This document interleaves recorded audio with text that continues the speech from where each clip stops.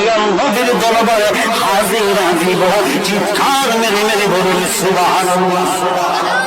কেউ কানা নবী বায়ান, তোমরা না কো আমার নবী রাখা, তোমরা না কো আমার নবী খাও বই। তাইলে এখন ছাগলের কয় নবী গো আপনি জায়গার মধ্যে বসেন, সামন দিকে মরুভূমির বালুর মধ্যে আপনি হারতে পারবেন না। এই মরুভূমির বালুর মধ্যে দিয়া যদি আপনি যান আপনার পা মোবারকের মধ্যে কষা উঠতে যাবে গো। এই জন্য আপনি সামন দিকে যাবেন না, আপনি গাছতলার মধ্যে বসেন। আমরা বকরির দলেরাই খাওয়া দাওয়া করে আপনার দরবারে আসবো। এখন আমি আপনাদের কাছে জানতে চাই এই ব্যক্তি দয়াল নবীকে কি রাখাল বলা যায় কোন? আল্লাহ কয় ইয়া আইয়ুহাল্লাযীনা আমানু লা তাকুলু রা'না, হে ঈমানদারেরা তোমরা আমার নবীকে রাখাল বইলা গালি দিও না। জোরে বলুন সুবহানাল্লাহ। আমার আল্লাহ কইছে আইয়ুহাল্লাযীনা আমানু, এখন যারা আমার দয়াল নবীকে রাখাল বইলা গালি দিও আমি বলতে চাই তারা হলো বেঈমান।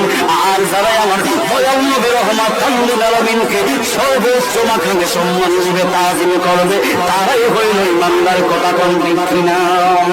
আমার নবী বলেন লা ইউমিনু আহাদুকুম হাত্তা আকুনা আহাব্বা ইলাইহি মিন ওয়ালিদিহি ওয়া ওয়ালাদিহি ওয়ান নাসি আজমাইন। আমার নবী ডেকে ডেকে বলেন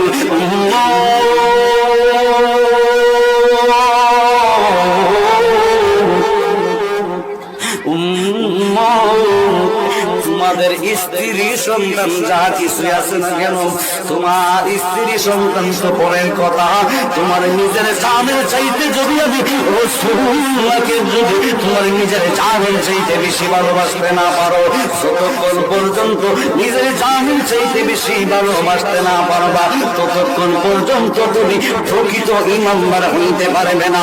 জোরে চিৎকার মেরে মেরে বলুন সুবহানাল্লাহ। মা বাবা আত্মীয় স্ত্রী পুত্র সন্তান সবার চাইতে আমার নবীজি আপন, স্বামীর চাইতে নবীজিকে অধিক ভালো না বাসি। হাদিসে কয় তারা আইব ভাই মন ফলো দরদ নবী মুস্তাফাই, ফলো দরদ নবী মুস্তাফা, হইব সময় যায় ফলো দরদ নবী মুস্তাফা। আল্লাহুম্মা সাল্লি আলা সাইয়্যিদিনা মুহাম্মদ